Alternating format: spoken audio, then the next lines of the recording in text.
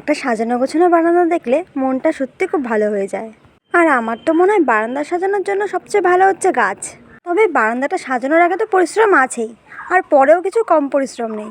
যদিও এখনও পুরোপুরি বারান্দাটাকে সাজিয়ে উঠতে পারিনি, তবে সে যাই হোক। তোমাদের বলি, এই ওপেন যে ব্যালকনিগুলো হয় সেগুলোতে তোমরা কী কী গাছ রাখতে পারবে। আর ইনডোর প্ল্যান্ট কিন্তু এখানে খুব ভালোভাবেই হয়, যেমন money plant, spider plant, peace lily, ফিলোডেন্ড্রনের সব রকম আইডিয়াও ভালো হয়।